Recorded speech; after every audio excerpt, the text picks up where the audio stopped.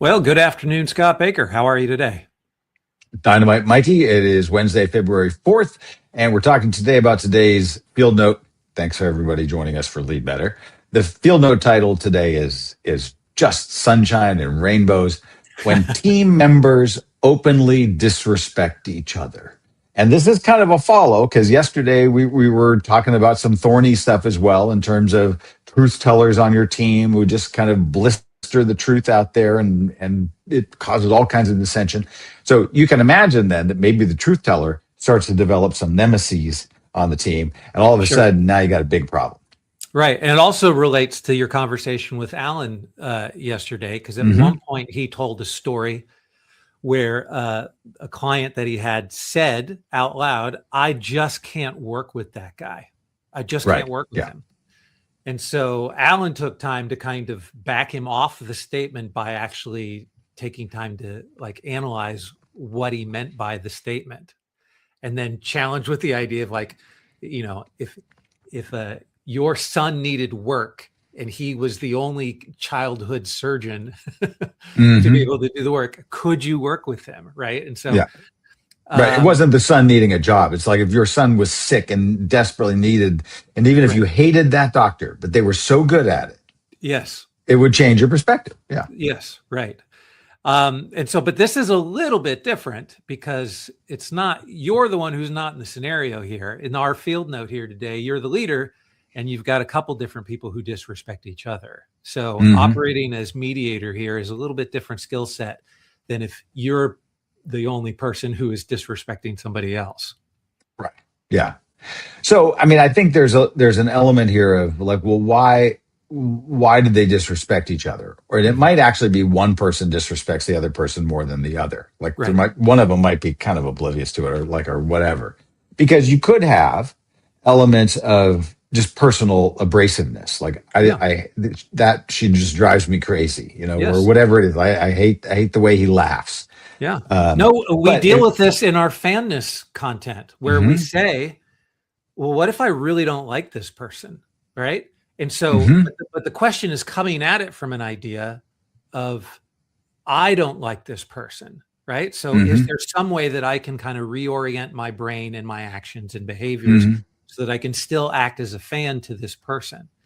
But if I have to like if I I don't know that I can necessarily coach somebody else up on fanness. Like I can berate my own self about that, but I don't know that I mhm. can coach somebody else up on fanness as to like, well, you just need to learn to like that person, right?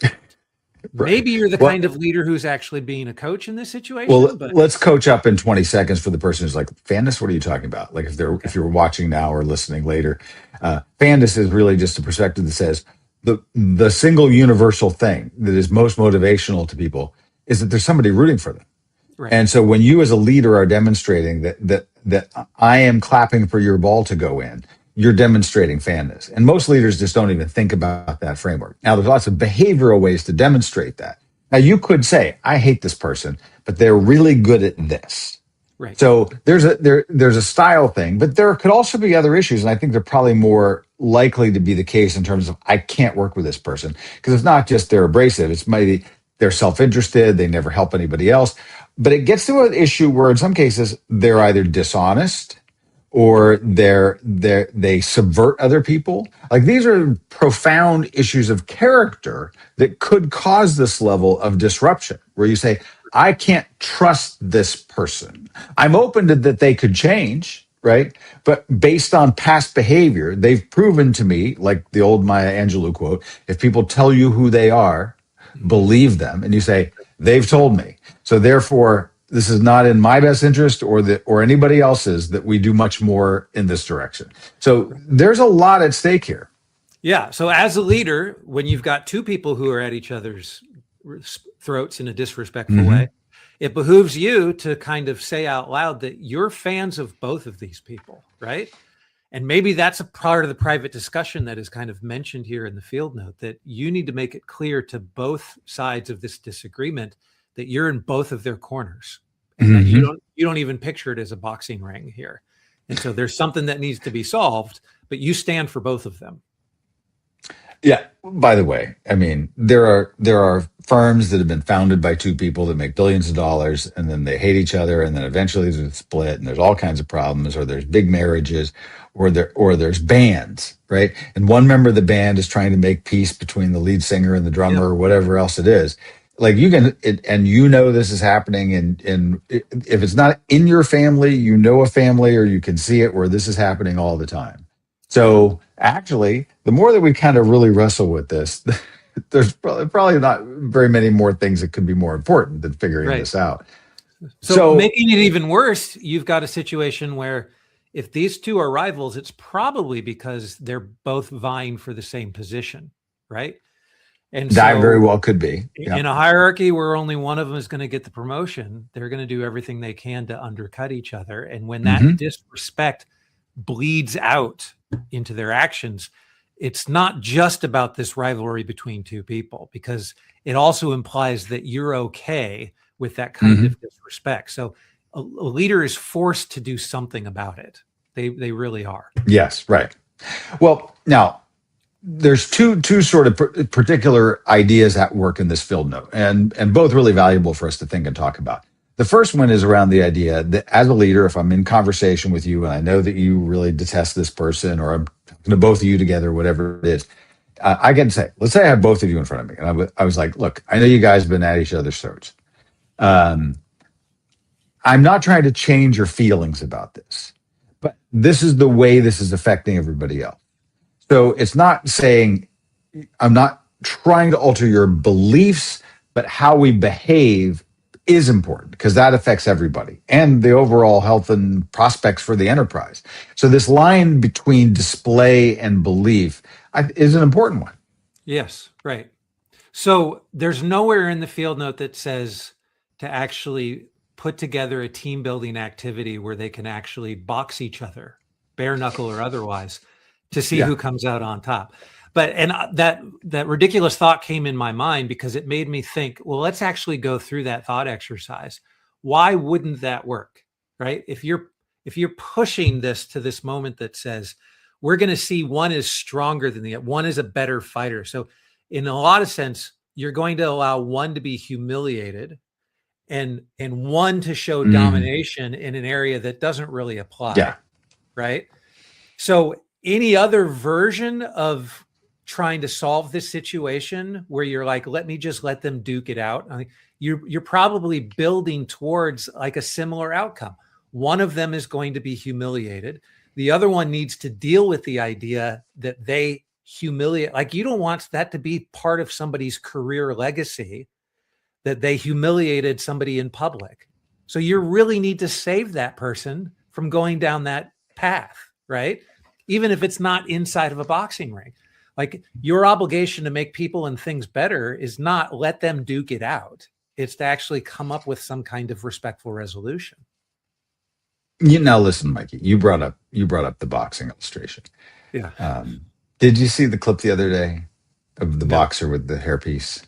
Oh, yes, I did. Right. Yeah. Yes. And He he gets saved punched. himself. I didn't see the aftermath. So how did he say what was He the saved spin? himself by pulling it off and like kind of celebrating the idea that it Because he came gets off. punched in the video and his hair flops up. Right. And Yes. you're like, and everybody's like, how humiliating. Right. Now, he obviously then played into it right. I kept thinking, maybe that's a tactic. Like I actually put this on because I'm like, if I get punched and my hair flips up, that's going to make the other guy be like, what is going on here? Like I kind of Yeah. admired it. Right. Yeah. Well, you're not going to have this we're all going to go down to conference room 7 Yeah. and it's going to be bare knuckle. Like let's going to see Yes. what happens here.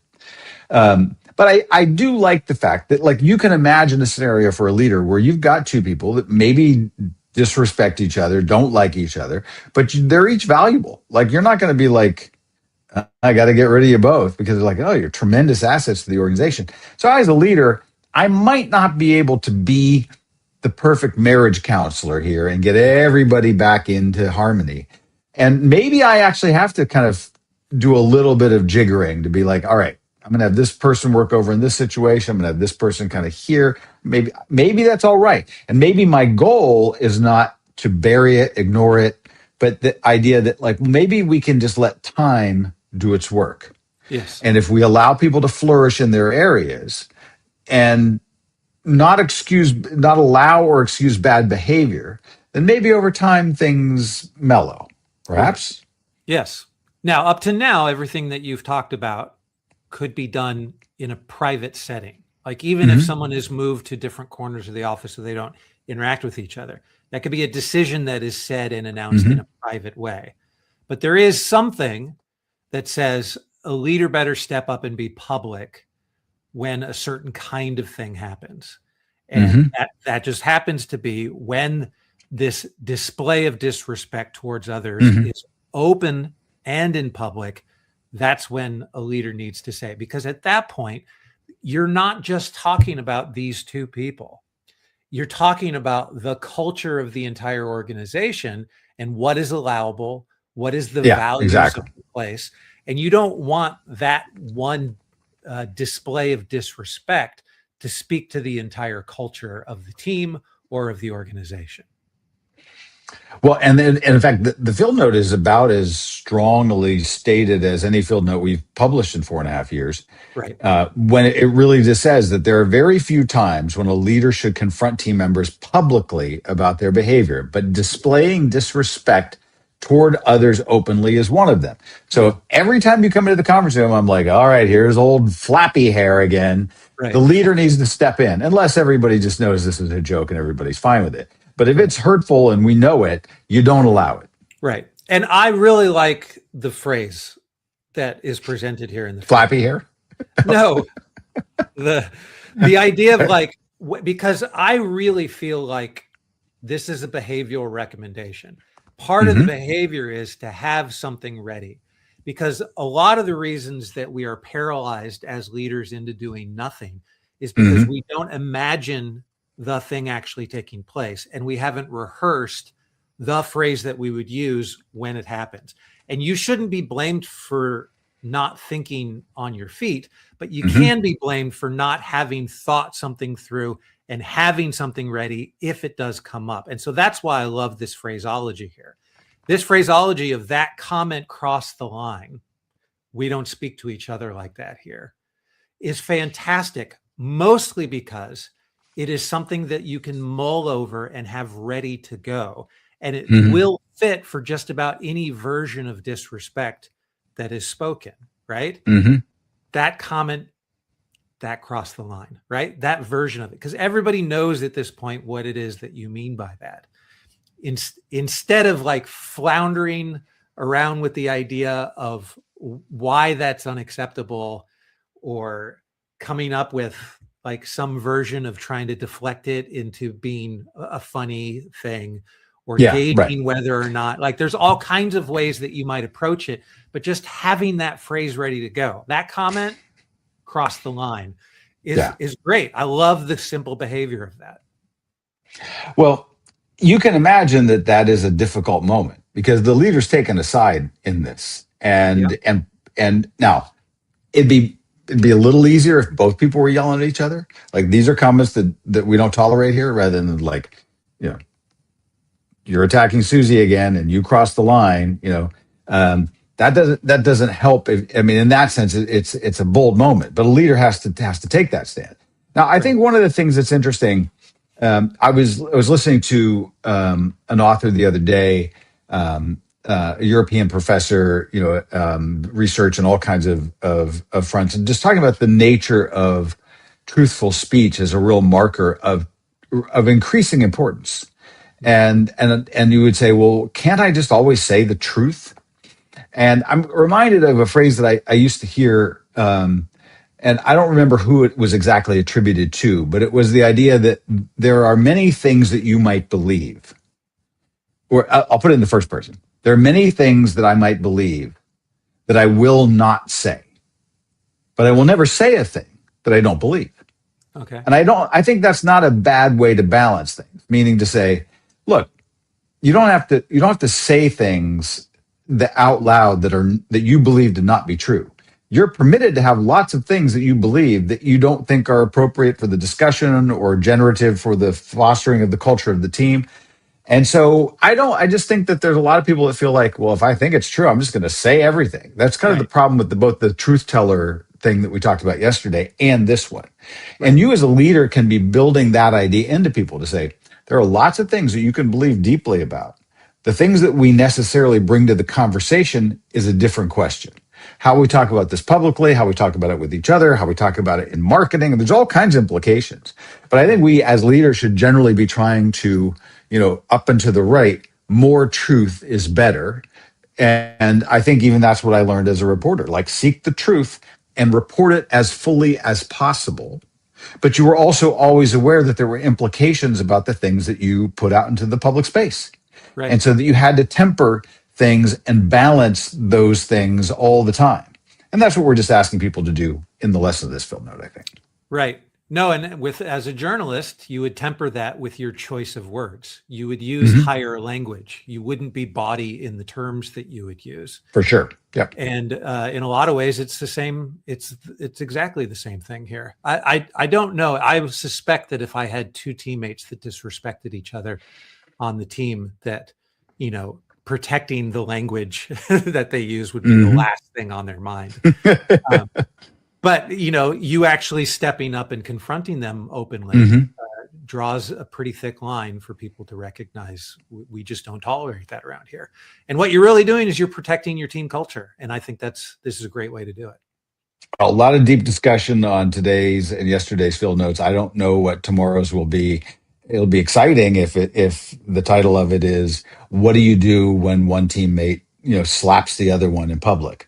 That'll be a fun one. So we'll see what happens. Yeah, we should talk about that, whether it's the Yeah. title or not. Okay. All right. Good to talk to you. We'll talk tomorrow. See you, Mikey.